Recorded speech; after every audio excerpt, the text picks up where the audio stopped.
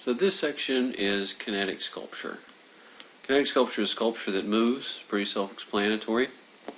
And the general concept of a moving sculpture might be something that's difficult to wrap your head around, because for so long, when you hear the word sculpture, you think about something that's permanent and stable. This is kind of the opposite of that. The general nature of something that moves, especially in the way that a lot of the sculptures that you're going to see move, indicates that the parts wear down and that they age, and the whole nature of the permanence of the sculpture might be brought into question, but that doesn't negate the legitimacy of it in any particular way. Alexander Calder is, in my opinion, the first kinetic sculptor. Now, a lot of people argue that Marcel Duchamp, being Marcel Duchamp, was exploring the general notion of kinetic sculpture way back in the 20s, but Marcel Duchamp had very different motivations in the work that he was doing, so I'm going to stick with my previous statement and continue to give Alexander Calder credit for discovering kinetic sculpture. This particular video gives you some background into his mobiles. That's what he called these delicately balanced pieces. I mentioned those last time when we were talking about art since 1945. Alexander Calder was actually not formally trained to be an artist originally. He was an engineer, and that's actually something that you'll see as a repeating theme in kinetic sculpture, is work that's being created by people that might not necessarily have a formal education in art, and people who might be knowledgeable in other fields, especially engineering. Theo Jansen is one of these people. This series of work that he's doing now is called the Strand Beast, which, if you watch the videos, you might assume Strand Beast translates to something like terrifying beach monsters, because that's essentially what he's doing here. Theo Jansen never acknowledges himself as an artist, nor does he acknowledge the things that he's making as artwork. And there are some practical applications for the things that he's making in regards to mobility and being able to transport things, but most of what he's doing here falls pretty squarely within the frame of artwork. Really interesting thing now that 3D printing has become a lot more commonplace. You can actually buy designs for some of the work that he's making, and you can make tiny desktop models of them, which is an amazing idea. And not specific to Theo Jansen, there are a couple of other artists who have the option to buy models of their work that you can print on your own. Ruben Margolin is not one of those people, as far as I know, but he's just Ruben Margolin is a very strange individual, and possibly one of my favorite kinetic sculptors. I really, really enjoy the work that he does. You can see just his TED Talk shows that he legitimately functions on a different wavelength. Man, that's about the most appropriate way I could have described that. Watch the video and you'll see.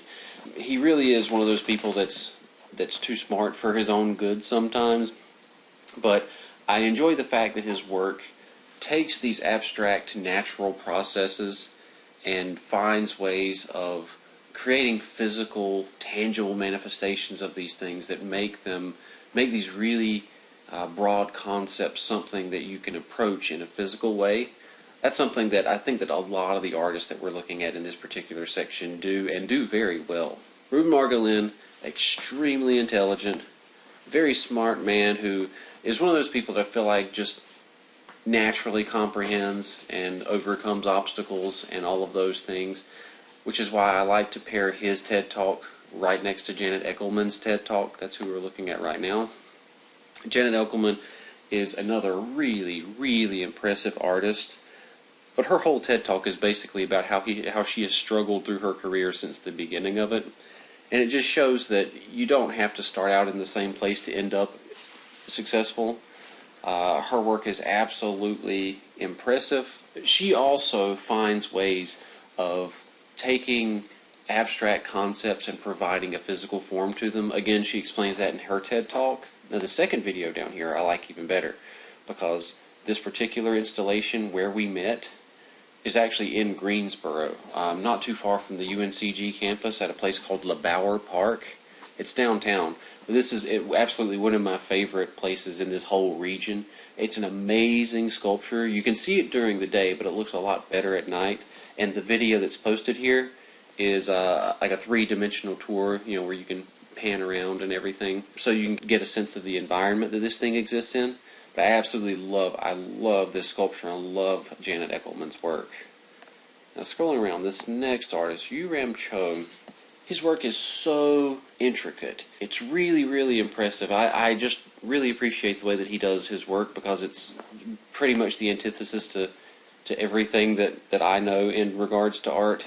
Like, he's extremely meticulous. He has a talented workshop of electronics engineers and designers to help him figure out how to make things move. He creates user manuals and repair guides for the stuff that he produces, because he already anticipates that these things are going to wear out.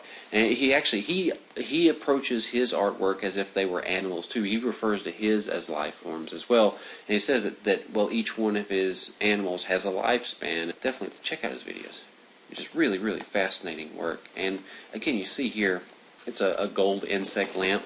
A lot of the sculptures that you see are inspired by nature. They're inspired by animals. Animals have had millions of years to evolve into the most efficient form of movement and locomotion.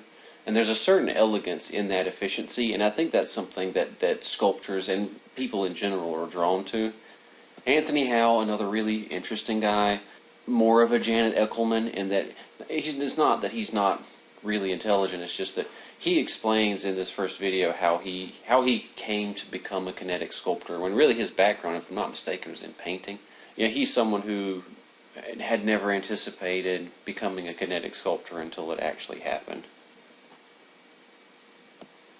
Now these next two guys, completely different in my opinion. Akinori Goto is fairly new to this whole thing, but his technology is not. You see that he's got these, they're called zoetropes and zoopraxiscopes. They're different things that he uses that he finds references to, you know, from thousands of years in the past. He's just updating them quite a bit. And he's another one of those people who, he actually has directions on his website that allows you to print models so that you can actually have one all on your own. John Edmark is an instructor at Harvard, and his background is in mathematics, but he's found ways, again, of finding these abstract concepts and being able to provide a tangible, approachable, physical form to them, like by finding these things that people struggle with conceptually and attempting to clarify them. And this is something that's interesting to me, because it goes, you can tie this all the way back in with people like Boccioni and Picasso, with Futurism and Cubism, and trying to find a way to validate the legitimacy and the need for art in a culture. I don't necessarily know that that's what John Edmark or Akinori Goto are technically doing, but I really, really love kinetic sculpture.